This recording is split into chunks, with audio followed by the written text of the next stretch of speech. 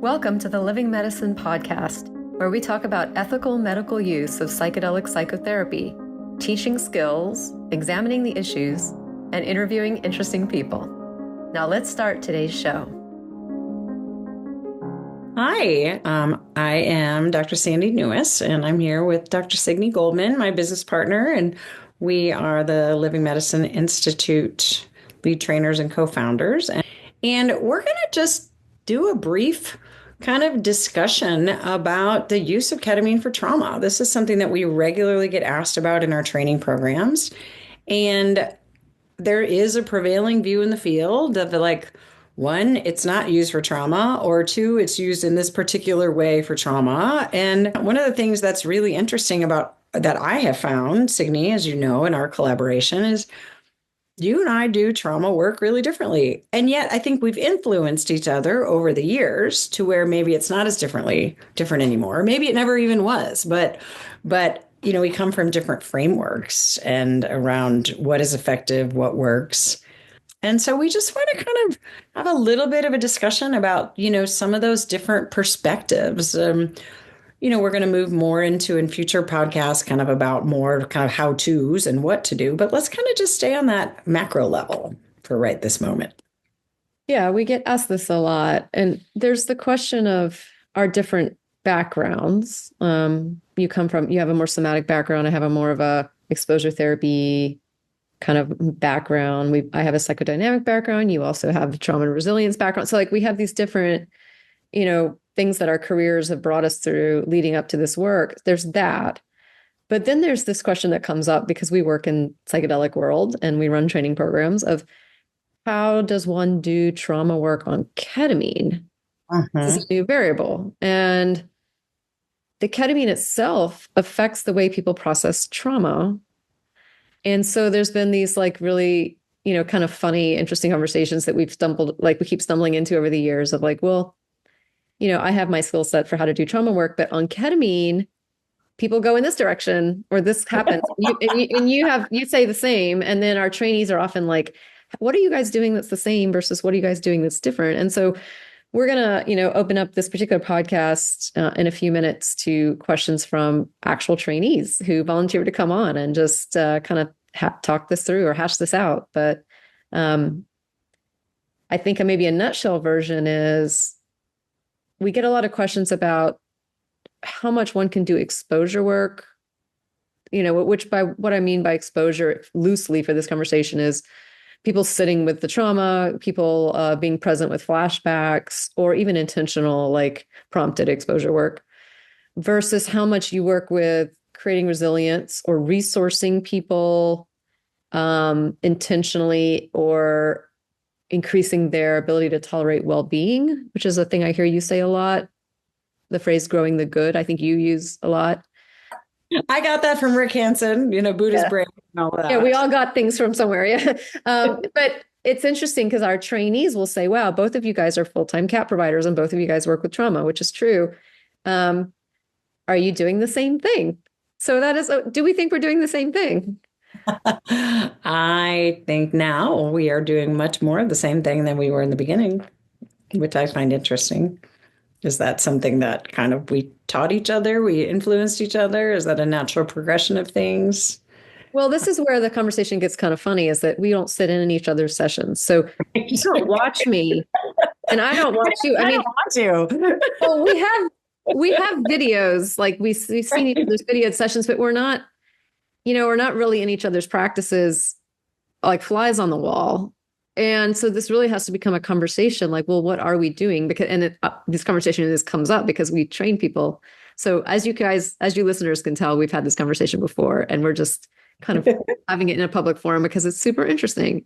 Right. And the working theory that you and I've tossed back and forth is that what we're doing may look more similar to each other these days, not so much because we have taught each other anything, but because the ketamine steers it in that direction. And I think just to put that more succinctly, if you are a therapist that, emphasizes more resourcing or resilience, ketamine does facilitate resourcing or a sense of well-being and working. If you are a therapist that does exposure work, quote unquote, like I'm not using that. I'm using that in the sense that I mentioned earlier. Ketamine can facilitate that going better than it does in kind of ordinary awareness. But what the ketamine, if I can just anthropomorphize it for a second, really seems to want to do is to toggle people back and forth, right? Right. For sure. So if you go in just with an exposure lens, my experience, and that would be a mistake to do that. But if I may have had that bias more in the beginning. If you go in and just with that lens, it's almost like the ketamine will like, I don't want to say force, will nudge you as a therapist towards the fact that the client wants to resource or is starting to resource spontaneously. And then you follow that, right?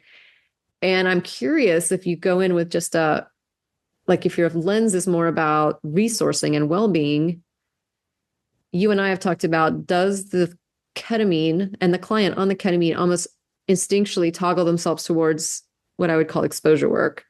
Yeah. So is the ketamine, if we can think of it that way, trying to get us to do both? Yeah.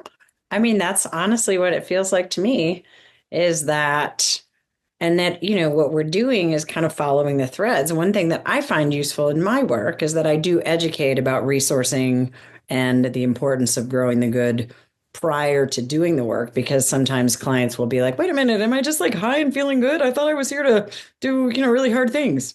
And really, at a nervous system based level, especially with somebody with complex trauma or chronic stress and anxiety, or really any chronic mental health condition, the ability to notice, tolerate, and sit with well-being is a very relevant clinical outcome to be able to feel safe, feeling better. Mm-hmm. And so it's not just that we're like moving towards feeling better, it's that we're developing safety in feeling better, which is one of the artifacts of trauma. And, one of the things that I had been drifting away from in my traditional clinical practice prior to us working together is actual processing of identified index traumas, right? Which is harder when you've got complex PTSD because it's sometimes harder to get at the thing. And now I notice that naturally emerges.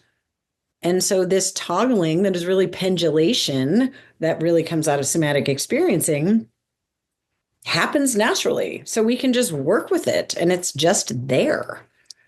So working with that with intention is, I love what you said about maybe just the ketamine itself is bringing us closer together because that just naturally seems to happen, which then begs the question about how much we're actually making it happen. But that's, again, how do we know that? Well, that's, I've thought about this, and that comes to this whole thing we teach and we've experienced of this non-directive approach. And the idea being that what needs to happen for the client is what's going to happen. And we are actually teaching people not to prompt or steer. So neither you or I kind of steer the session. That's a big part of our ethos and what we teach. But in the beginning, especially, I think there was this curiosity, and it's a good learning. It's a good teaching point because we have a certain lens. Are my clients having more exposure type experiences because I just have that lens? And are yours having more overt kind of resilience, resourcing focused experiences because you have that lens, even though we're not intentionally steering them? That was one of the early conversations we had. Well, that's interesting. Like, that's a good thing for us to track, and especially to teach trainees about. And as we were both being curious and making an effort to be non-directive, I remember us, talking a couple times, over the years about noticing that the client's nervous system on ketamine, or maybe you could think of it like the ketamine itself knows this, but something about the client in the altered state, whatever that wisdom state that they are, that unconscious guidance that they have, wants them to do both. Like, I think healing looks like some sort of processing of fear content in a safely held way where they have agency and collaboration, and some sort of sitting with and anchoring in a new sense of resource. And those two things, that the trauma sessions I've seen, over the years, is like, if you think you're going to go one direction, you may for a while, but eventually the client will just spontaneously go the other direction. And so I've learned in a way now to just expect both, and to have languaging and sort of, like intentional ways of working with both. But I feel like this is just me. I'm curious what you think. I feel like if I do a whole session that's kind of exposure-y, just to say it, be informal. The last part, like right before the tail, the client will just drop right into some sort of resourcing thing, whether I say anything or not. And then I'm just kind of mirroring that. They just automatically do. Some sort of Yep. inner guidance does that. And I'm curious if the opposite is true. No, the opposite is a little bit true. But it, then, I mean, at that point, then we look at the parallel process about to what degree does somebody use, like, oh, let's just look at happy things in our life and avoid, looking at the hard stuff. Like how much of that is happening for them already? Like what are their defenses around going to the thing? So I think when you do a lot of emphasis on resourcing and well-being, that you also have to be more intentional about holding the client's intention. Like, is there added benefit in processing hard, traumatic event and traumatic material directly in kind of an exposure piece? And if it doesn't naturally emerge and you've done several sessions, which I often do series, then I do prompt them more. Like, so, I've noticed that we haven't really processed some of that stuff. And why do you do that? Like in your Because I have found that there is tremendous value added in doing it for some people. But even then, I still won't push it. I'll just prompt it a little more. Like, I might say, like, hey, so I'm going to bring this up when we're, a third of the way in just to see if it's like we naturally go there. And if the psyche doesn't naturally go there, then I'm not going to push it. right. Yeah, I agree. I mean, pushing anything would be kind of unethical and in a psychedelic context, at least the way that we teach, right? Right. Which is interesting because that's why we've always been so curious. Like, why do my clients tend to have more exposure type stuff if we're neither of us is pushing anything? Yeah. Is it because like it's so fascinating, right? Is it because I have that background, like something about the way I just use words or I language things? But it may also be the way I talk in preparation, because I think I may front load in preparation the possibility of that. And maybe that is why it spontaneously happens for people. And it's just something it's just interesting. Yeah. I mean, that said, I have done things based on your influence somewhat differently, as a result, where I have had more sessions where a client has come in like fully prepared to process like the thing. And we just do that because we start with that. So that is more directive, like, but, meaning, but there's a shared agreement that that's what Yeah. we do. It's a collaboratively developed shared agreement that that is what we're going to do, which is really different than material that's sort of like, it's lurking there and you're kind of looking for the place where it might emerge and then it does emerge. Those are two different kind of ways to approach a session. And I do more of the former now than I might have initially, probably because of. I think one thing I would name before we close this, just as a kind of interesting summary and a like to be continued statement, is there's how can I best language it? I think that first of all, these are controversial topics. There are many people out there, many of you even listening, with very strongly held opinions about how trauma work should be done, period, and how it should be done on ketamine also. And there are camps. There are camps in trauma world, and they don't always agree with each other. And some of them think that the other camp is doing harm. So we realize this is like, swirly waters here that we're wading into. And yet it's important because we run a training program to think about it. And we do trauma work ourselves a lot. And, we have to be transparent about the fact that this is a nuanced and evolving conversation, and how do we do it best? And that's what we're trying to do. That being said, to me, it like the two things that arise are there's a bias in some types of trauma work to under-resource people, or there's a concern, oh, you're not resourcing, like you're just putting people, they're facing their fears, but they're not learning how to resource, right? They're not learning how to regulate. And you're dysregulating them without, in a way that is not therapeutic. And that from that camp, you would say, do less exposure and do more resourcing. And that even on ketamine. Right. And then there's another line of thought. Associating too, like, oh, they say they're getting better, but actually they're just dissociating. Right. Are you just making people dissociate? This is another really valuable line of inquiry, especially when you're putting a dissociative psychedelic in the picture. So this is a really rich conversation.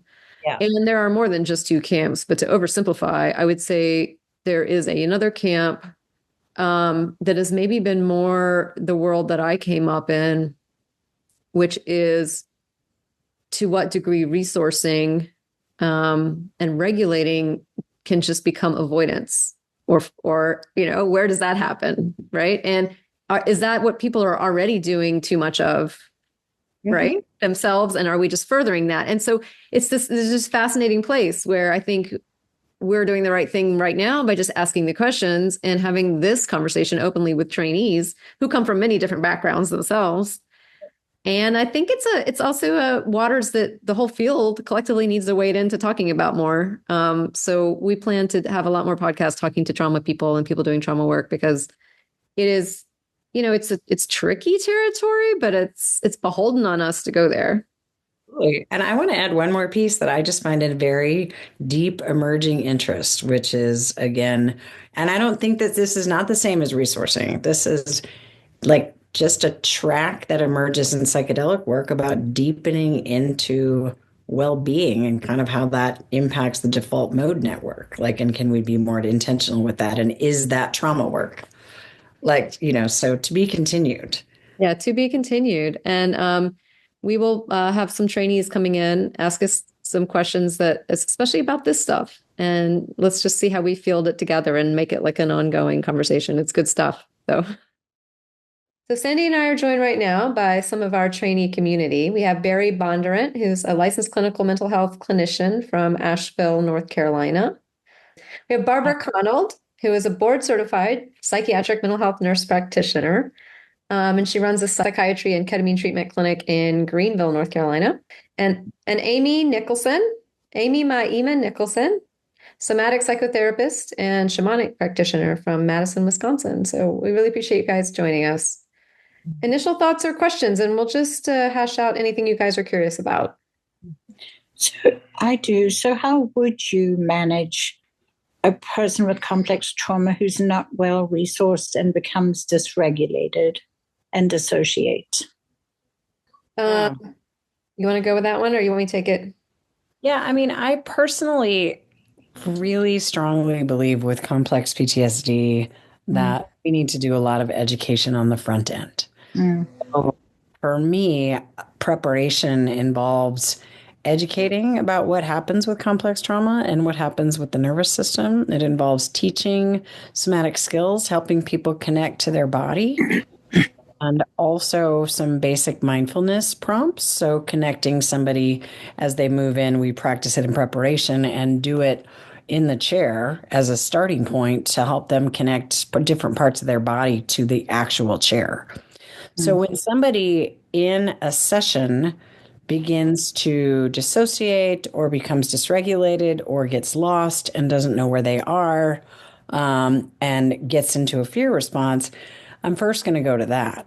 But that's assuming that I've already taught them that. If I have not, for whatever reason, then I'm going to orient them to the room. So I might remind them of where they are. At times, you might even have somebody lift up their eye shades and look underneath if they're really panicky so that they know. I remind them of my presence. If I've already done consent around touch, which I do all the time, which I think is critical, then I use touch. And I might use touch on their arm, or I might use touch on their chest if I have consent. I may also have them touch their own legs or touch their arms. These are my legs, these are my arms, and have them connect, notice the sensation, and speak those words out loud. So really some very, intentional grounding. And from that perspective, it's not that much different than when somebody dissociates or becomes really dysregulated in the actual session. And again, that's also assuming a fairly high level of distress. And that's getting in the way of their ability to process and to move through the session. So if they're just kind of not, if they're more blank or more dissociated, or I don't know where I am, or I'm not sure what's happening, that's kind of a different piece around using deepening prompts and being really curious about exploring where it is that they are.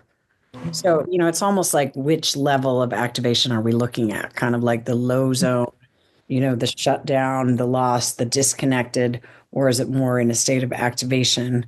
And in that case, we also are tracking the IV carefully because sometimes people might start moving. and, helping them kind of orient and ground themselves in space.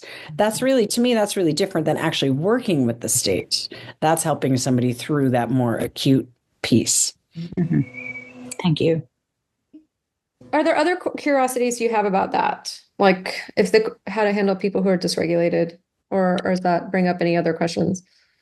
It does. I just remember a client who became more dysregulated in between sessions. And, I really appreciate you balancing the exposure therapy with the somatic kind of work. But when somebody is not well resourced, it can be challenging as well. Mm-hmm.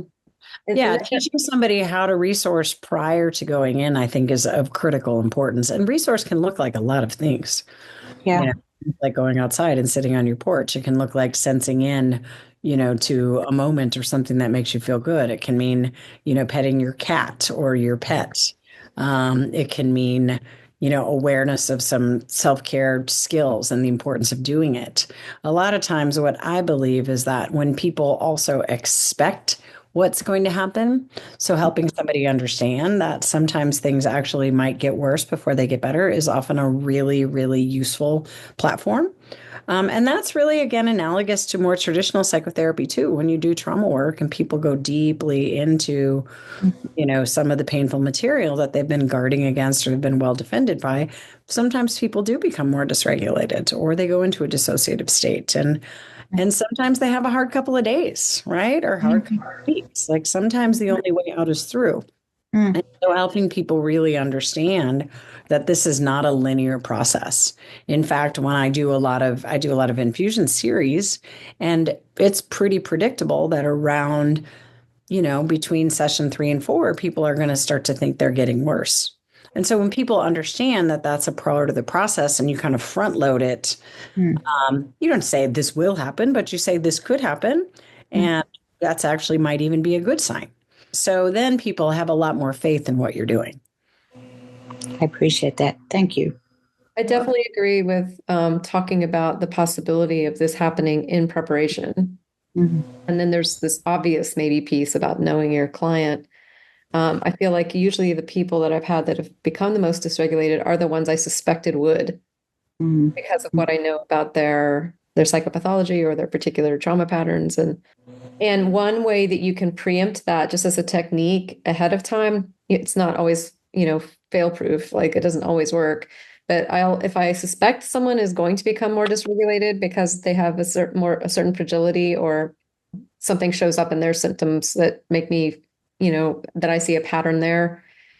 There is this exercise that you can do in your first session where you take the entire first session just to get them comfortable with navigating, deepening, or lightening the medicine. Obviously, that's easier on an IV, but you can do it on any route because what you do is you put them on a relatively lowish dose and you tell them all we're going to do is work on your comfort level and your sense of safety with the sensation of feeling altered. We're not going to address any content or process anything. So we're going to put you on this. We're going to, first of all, check into how safe you feel right now in your body and have them really be mindful, really actually make sure they're authentically tracking that, a sense of safety. And then when they get on the medicine, you have them track, like you prompt, notice your safety, notice all the things that you're doing the safe, some of the similar prompts Sandy named, and then you can prompt them to lean into the medicine more. So they can orient more. Orienting more would be like all the oriented things people do, like touch, contact, tracking the room, trying to talk to you, like Sandy said, touching themselves, sometimes even taking off their eye shades. That would be like things they do to orient, or being more verbal with you. And then you can have them do, move away from all those things, get quieter, get less verbal, put their eye shades on, deepen in. You can even turn the music up. You can have them go deep in and let them feel it a little more deeply, and then have them track how comfortable do you feel with that. And now notice that you can lean in or notice that you can lean out. You have to be at the right dose range for this. But if you do that, a lot of times what they'll do is they'll kind of tiptoe in and then they'll try to go a little deeper, but then they'll notice for themselves that they can kind of back out again. Then they'll do it again and again. And it creates this sense of safety in them that, I can pace this and I'm not going to become like overwhelmed, like falling off of a cliff. And then sometimes I do that as the entire first session. And then in the second session, I have them kind of self-titrate the dose up. I'm not saying that always prevents any kinds of fear episodes, but I have found it really useful with people not all of a sudden getting shocked or overwhelmed by the altered sensation or something like that in one of the early sessions. Thank you.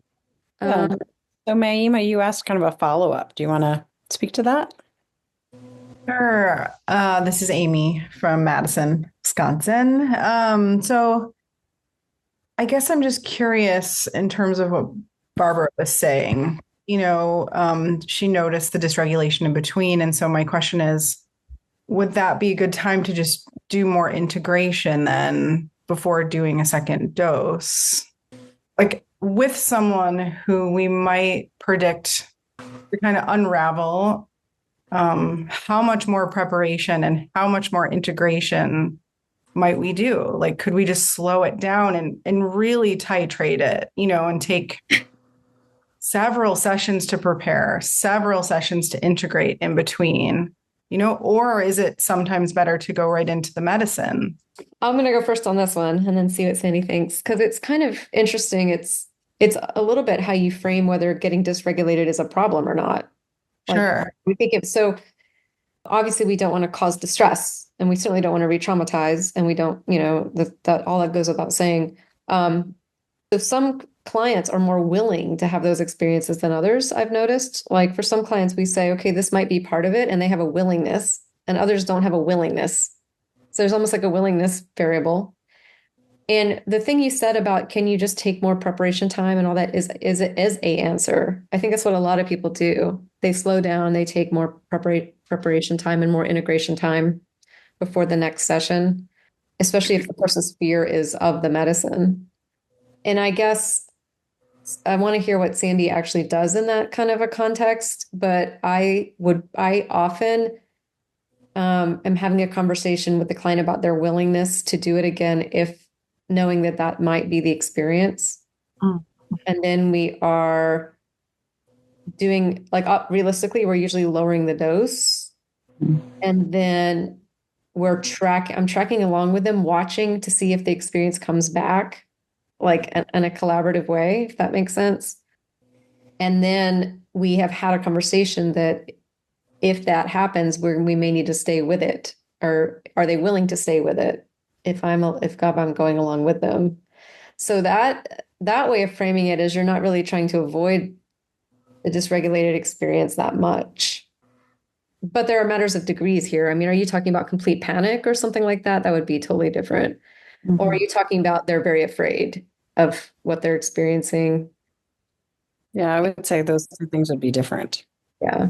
It seems to me you're right. Like I have a new client that I was meeting with today, and it's the first time she's ever done therapy ever. And just within 1 week, she started to unravel a little bit, which is normal when you start to enter into a relationship like this, where you actually start to feel your feelings and notice your patterns and look at yourself. So it makes sense to me that people would feel a little unraveled and dysregulated, or whatever you want to call it, right? So it also seems like it would be a really great skill to learn how to be with yourself in those different states rather than avoid, right? In some ways. And I don't want to use the word avoid, but you were mentioning that before in terms of tying that back into like resource and regulating can become like avoidance.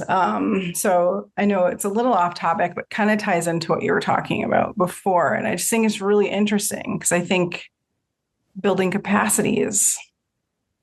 Yeah, it is really interesting because you don't want, none of us want our clients to suffer. And also the presence of a dysphoric feeling in between sessions, especially if it's a new one, is often kind of valuable content, actually. Now, you may not know what that is during the in-between session stage, like when you're doing integration and preparation for your next one. You may not know why they're dysregulated. I mean, this is true for trauma work in general, of course. Like someone can be dysregulated doing trauma work. But a lot of times they'll be saying, I am feeling such and such a thing. And when you go in the second session, then you can explore what that thing is or what that feeling is and find out if there's content behind it.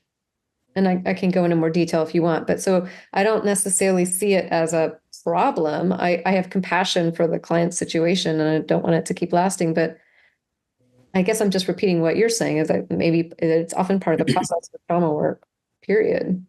But I think it's also a big assessment piece. Sorry, you want to say? I was just going to say, I wouldn't let anyone leave my office in a really dysregulated state. Like, so we're talking about matters of degree here. I hope. I mean, I think that it's also a huge assessment piece, that there is a really important piece in preparation of assessing somebody's relational capacity, their capacity for emotional intensity, their capacity to resource, their capacity for self-regulation. How much trust do they have in you, in the practitioner? So I think and are you always going to get it right? Absolutely not. But, if your assessment is that they're going to be more fragile and they are more prone to that fear response or they are more prone to panic, then you're going to want to just tell them we're going to want to do more preparation. And there's where that piece around the parallel process comes in. Like, are they afraid of the medicine? Are they afraid of the content? Or are they afraid of intensity? Are they afraid of you? Are they afraid of being vulnerable? Like, what are they afraid of? Because I think that, and again, are you always going to get that right? No, but that's also going to inform what to do next. Like, if they're afraid to be vulnerable in front of me, and that's really where the panic, then I'm going to be wondering how else does that play itself out in their life? And then it's going to be a heavy relationally oriented time. And I'm not going to back out of that. If they're afraid of the emerging content, then we might want to slow that down. But you got to I also have a lot of faith in somebody's capacity. And here again, that's where, my belief about the importance of building in these skill sets and them understanding a trauma response and understanding self-regulation in the brain and the nervous system and how that works prior to going in is so important, because then you're not trying to teach them when they're under the influence of the medicine. And I always, if somebody does get really dysregulated during the time, I just assure them, like, I'm not going to let you stay in this. Like, I promise that I will not let you stay in this. And then shall we go deeper or should we back out? Give them a choice. Do we want to keep going or do we not? I will not leave you. I will not let you stay in this. I got you. That's when it's really important to communicate through your voice, through your energy, through getting in close. Like, I got you. And when somebody has that level of trust, like, let's just put content over here, like that in and of itself is a huge piece of trauma work. So always really holding that relational lens and that relational capacity. And then that would also inform how quickly we want to do it again. Like, I really believe in expansion and contraction. Like, I really believe in the power of the medicine to help maintain expansion, softness, a lightness of spirit, the ability to calm the dysregulation. So do we want more time between the medicine? I don't know. That's more time for contraction. Right. That's more time of like returning back to like normalcy. Is that our goal? Do we want that? That depends on how incapacitated they are. Mm-hmm. So, like, I think in terms of the 3Ds, duration, distress, dysfunction, how are they doing? Like, are they unhappy or are they not functional? And so really it's a really an ongoing assessment. And like what Signi said, I mean, being dysregulated and being upset, and, like, you don't want to send somebody home that way, but do we also really want them to be perfectly buttoned up either? Like, that kind of depends on where they are. Like, and that's where doing more than one session I think is of critical importance for complex trauma, because then you have the opportunity to kind of go in again and it becomes a sequence and a process, not just like a one and done kind of thing. And I'll say, for the sake of the audience, this may go without saying, but we're talking about the fact that some dysregulation during the CAP process, even in between sessions, may be okay and is content and you work with it and everything Sandy has just said, that is not the same as sending someone out at the end of your entire treatment still dysregulated. So I know you guys know that, but it is your job by the time you've kind of graduated someone from your program or discharged them from care that they are in a regulated place. So I just want to make sure we're being clear about that distinction. This is so helpful to me. I'm talking to my first person who may do CAP with me, and she has complex trauma, and I've known her forever. And I was talking about the dysphoria, dysregulation piece, because I see that as something that almost certainly will happen for her. She doesn't feel safe hardly anywhere at any time, maybe never. And she told me that she's been playing with psilocybin and she has terror and panic, but she's proud that she gets through it and comes out and does it again. And so I really like thinking about dysregulation possibly as just being a way that a person learns to strengthen themselves by learning to tolerate it. And it's just quite lovely. And with the ketamine and the expansiveness, it seems like a perfect place to do that. I kind of love that you say that because I am an exposure person, as you guys know, even on ketamine. But one of my things that I have learned doing exposure work with people is that it can be an empowering experience, even if it's not fun. And then a lot of times, even when people have like spontaneous fear-based exposures, or spontaneous exposure experiences, they will be very afraid.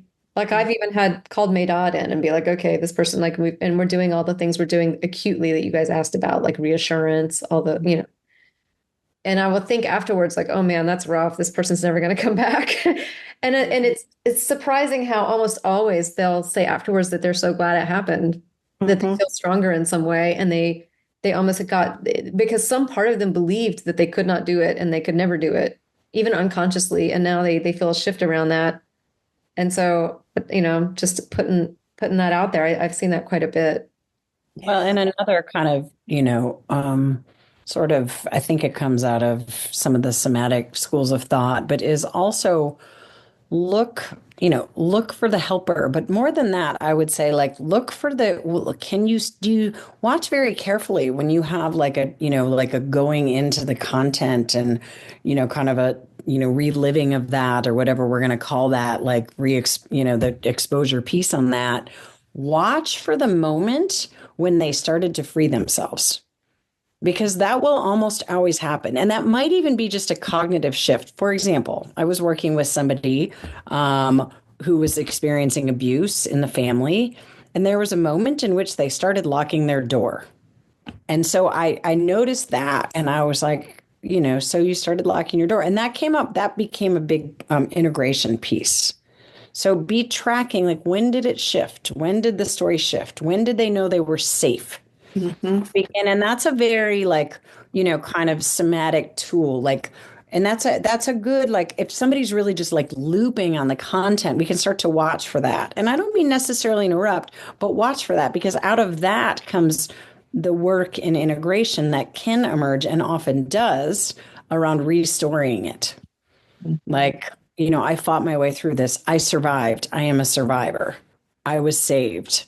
Or look for the moment when they were finally safe. And that's also then kind of your sort of runway kind of into kind of the way out around, like, moving back towards resource and self-regulation.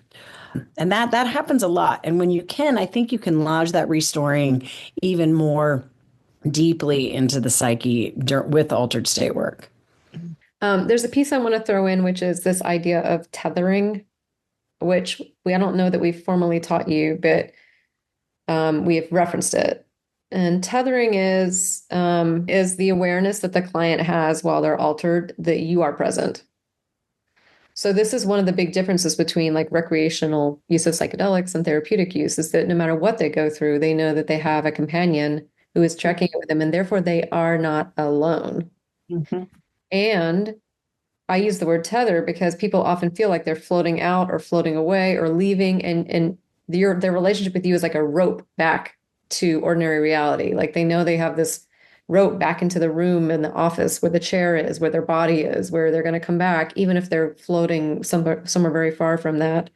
And you can do tethering in different ways. One of the things that the docs at our clinic have said that Sandy and I do differently, which I thought was interesting, is that she uses like consistent touch more as a tether, whereas they think that I use a lot of verbal cues to tether people because I'm kind of saying constantly, I'm right here with you, I'm still here with you, and stuff like that. It's the same concept though. It gives the person the felt sense experience that, okay, no matter what's going on, I can also sense this connection back to my therapist, and they are not leaving. They're not gone. I'm not, and that actually, I'm bringing this up in the context of a trauma conversation because that's a lot of times why scary experiences aren't as traumatic as they would be if the person had it on their own, because you're accompanying them through it. So, I've had some very intense, what you'd say, exposure type sessions or people in very intense flashbacks of severe traumas, and they are reliving the fear for sure. And on the memories, it's very vivid. Every sense, sight, sound, smells, touches, it's all coming back, right? And they're hyperventilating, and all of that is there. But they will tell me afterwards that they knew that I was also there. Mm-hmm. And so I just want to name that's a skill. And I think where therapists don't do this well on a psychedelic is where they don't have some sort of technique, whether it's verbal or touch focused, to maintain the client's awareness of the tether, so to speak. I think it's so important to just kind of put out to not just us, but the whole audience that ketamine can be an incredibly relationally oriented intervention. Like people think, like there are a lot of people who do like, oh, how could you possibly talk on ketamine? Well, you just do. And you do it because you've built a relationship. You do it because you've, done good preparation. You do it because you sit closely. You do it because you've told the client that that's what we're going to do. And so, when I first started, there would be way more times when clients would sit quietly. So I'm obviously doing something different now that almost never happens. And when it does, then it's just part of their process. But that piece, I think this actually comes from the PSIP, which is kind of a teaching of Saj. What's his last name again? Rajvi. Yeah, that, you're not just experiencing this, right? You're experiencing this with me.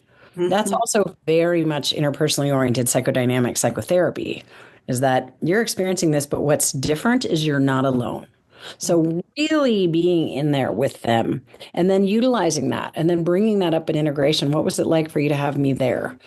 Maybe I want you to feel my hand on your arm, and I want you to just deepen in the awareness that I'm right here with you. And let's just be curious about how that may or may not shift things. And just really getting in there and be sweet but strong, like, you know what I mean? Like be so gentle, but also like, I've got you, like at the same time. And then that becomes a major piece of the intervention. Yeah, I agree. There's a phrase I use a lot, which is you guys might find useful, which is no matter how blank it gets, I will still be here. And that is because what happens usually is people get into a fear state. It's something is unfolding that they feel is going to get worse or more intense, or right. Like I'm starting to lose my awareness. It's going to get worse. There's this, oh no, feeling that's often behind. And people will say things like, all right, I'm going to make this up, but say someone says everything is going black, or I'm losing awareness. Then I would say, no matter how black it gets, I will still be here. It can get even more black. I will still be here. Or no matter how much awareness you lose, you can lose all your awareness. You can just close down. No matter how much, I'll still be here. I'm tracking along. Like, so the no matter how much statement. And then, and this brings us into the topic of dissociation, because I mean, this is a juicy topic. Is dissociation bad or good or neutral? I mean, is this a bad thing if it happens? I mean, is dissociation just another form of an altered state that we can work with? And those are things that are still rich conversations. But if someone is even like scared enough that they're dissociating, I will often even do that there. Like no matter how, like dissociation, they'll feel like they're fogging over, or they're going somewhere floaty and nice and comfortable, but they're disengaging from the process in some way. And they'll often have a visual image that goes with that. Like I'm going into a foggy cloud, or I'm falling asleep under, they're just, whatever it is, it's like, I'm out of here, in some sort of like, and then I will say things like, no matter how foggy you get, I will still be here with you. Or no matter how far away you go, I will still be here. I use those statements even in those moments as well, because that's also something that's new. I mean, they're used to dissociating and everything goes away. But if there's, even in those moments, you can be present with them, and that creates like a something new that hasn't been there before with those experiences. I have begun to think of it as a state that contains useful content. Mm-hmm.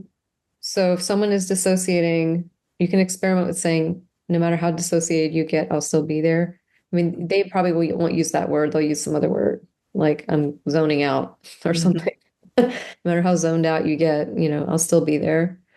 And then just sit with them and act. And like, I have tried this because I was taught this by a teacher once, and just let them dissociate even more. Like, you can dissociate even more. I will still be here. I'll still be here. Now they'll go really down to a very limited amount of like awareness. They'll close down a lot. But they'll still hear your voice, right? Especially if you're on ketamine. So they'll go to their dissociated place and they'll say, no matter where you are, how small and dark you are, whatever words they're using, I'm still here. Like, and I will sometimes check that they're tracking my voice. And if they say yes, then what we're doing is I'm going with them into the dissociation as well. And a lot of times then you have to allow them to stay there a long time, because that's what they're doing. They're not in a hurry to come out of there. So you're just sitting in there in the dissociation with them for a long time. And sometimes in that place, I ask them the relational piece that Sandy mentioned earlier, like something like, are you aware of my presence here with you? And, how is it to have me here? Or how are you feeling? Like, how are you feeling towards me? Or what are you feeling if the emotion is between us? Or those kind of questions. And a lot of times what that gets to is like whatever the relational pattern is that triggers the dissociation. Mm-hmm. And that they often speak from very kind of a young part at that stage. But anyway, I'll probably edit all that out because that's a little deep for podcasting, but it's a thing. It's really interesting. Like, it's perfect. Well, yeah. Is dissociation actually a problem? Like, we are putting people in altered states anyway here, yeah. And we're going with them. And dissociating is the psyche's ability to put itself in an altered state that we learned at some point early on. We're altered stating ourselves when we dissociate. Yeah. And there's just as much content potentially in there as there is in other forms of altered states. It's just that we're not used to exploring it. And it's a very slow, very sluggish place. Mm-hmm. There's a lot of sitting there, and like the session gets really slow.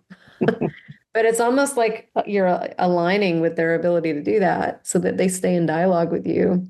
Mm-hmm. I think it's really fascinating. Some of that I did also get from Saj at Psychedelic Somatic Institute. So plug for him for teaching me enough that encouraged me to try that more. I'll put a link to his information because we've referenced him a couple times in here. That would be good. Yeah, he's really good with teaching the idea of like working with dissociation. At least that's my words. That's not his. I don't know if he would agree with languaging it that way. And the tracking of the transference pieces, like Sandy mentioned, the relational pieces and how that triggers parts and things like that. On ketamine, we're talking about. Yeah, I think I don't think we should be afraid of it, but you want to track it carefully in ongoing integration and make sure that somebody's not, kind of, deeply into that. And how you do that is kind of a variety of different ways, but watch for it. Utilizing your awareness of the client. Are they fully present, or are they like super blank? I think it's helpful to notice like the different degrees of which like when you come back, like noticing when you come back and then noticing when you leave, and, tracking the reassociation. And I found that somatically, when you can start to track the reassociation, it's kind of a trip. It's really helpful in the integration process too. And And I love what you were saying, Signi, about your voice was such a tether for me during our integrative retreat. And so profound to think about this going into a dissociative state with a tether and someone with you relationally to be there with you. It's pretty transformative. Mm-hmm. Yeah, it's really amazing. Because it's new and it's gosh, yeah, I don't even know how have the really eloquent words for that, but it's like that's the safe hiding place where you hide away from everybody and everything, and a therapist has never gone there with you before. Yeah. Right? Yeah.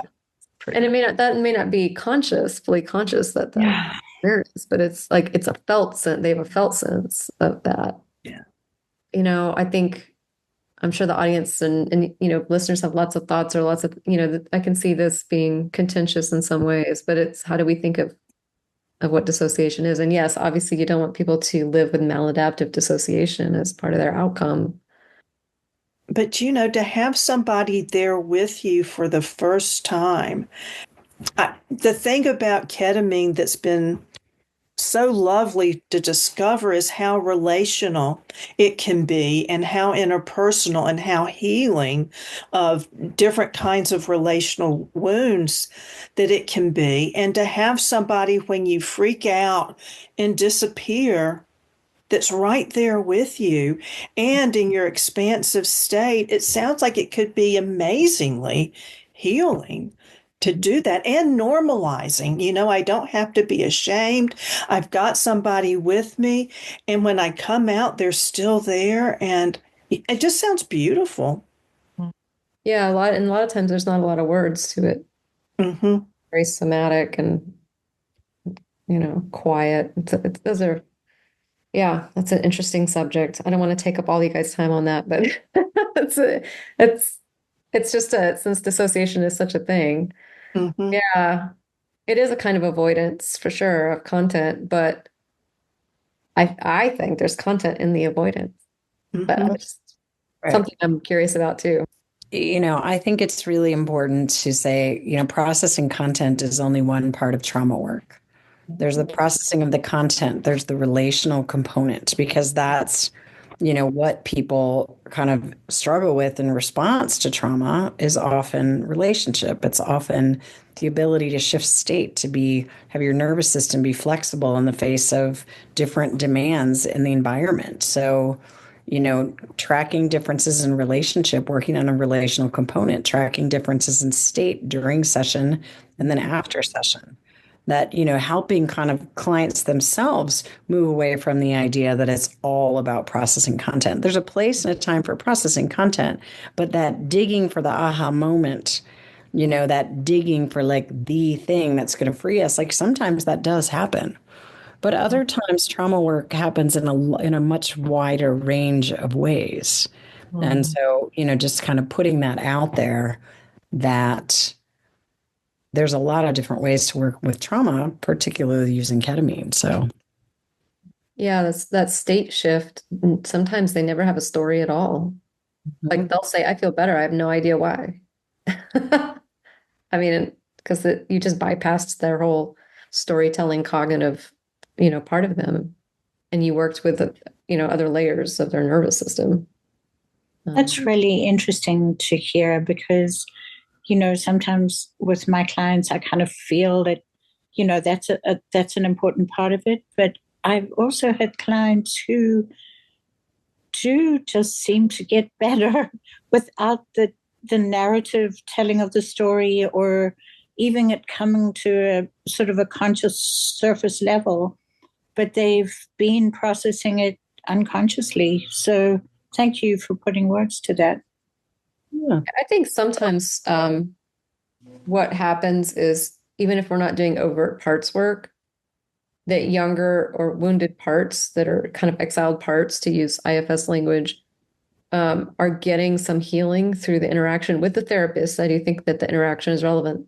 Like Sandy spoke to these relational pieces or the things I spoke to with tracking the person or the tethering and all that, that there are younger parts that are getting healed without the sort of the client's sort of conscious awareness really knowing that that's going on.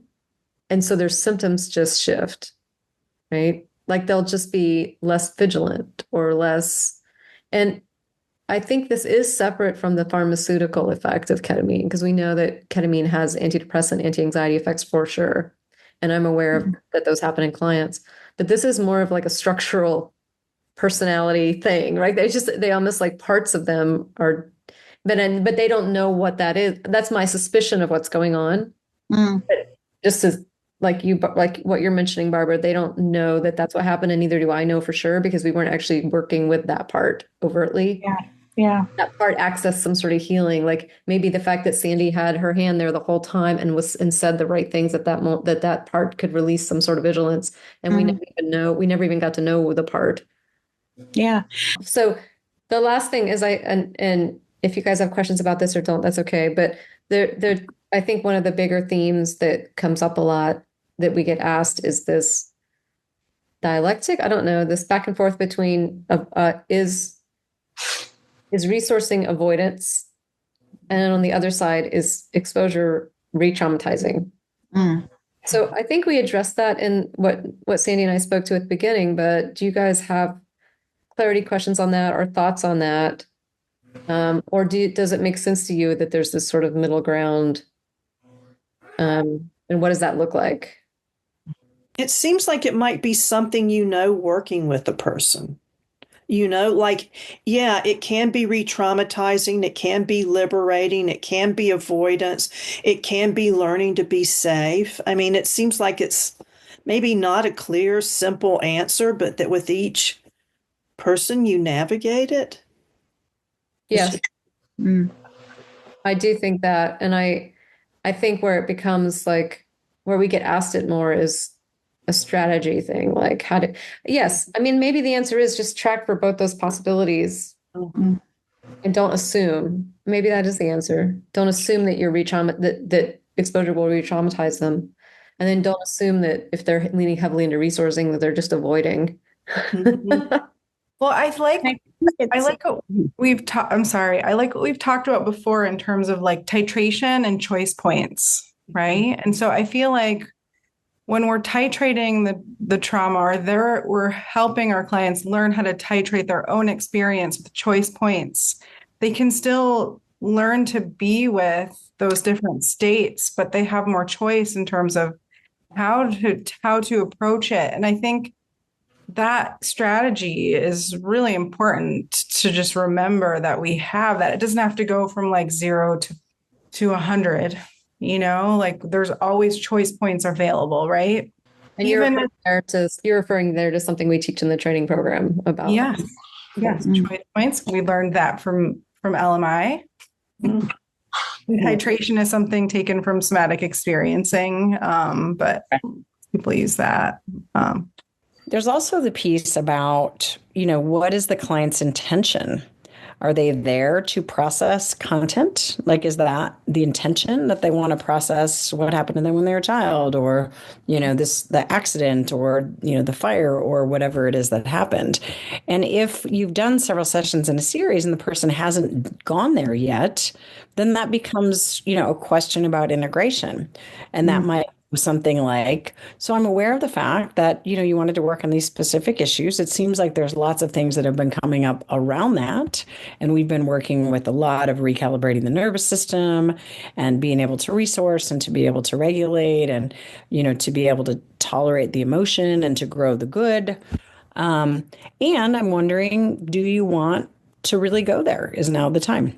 So, and if so, then I say, so in this session, I'm going to prompt it more.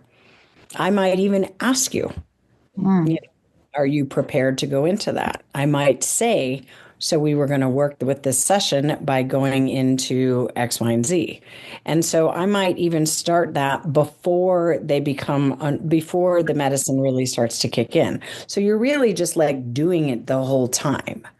So that's also, I think, the real benefit of working in series especially with complex trauma, where there's a lot of different types of things and not one particular event.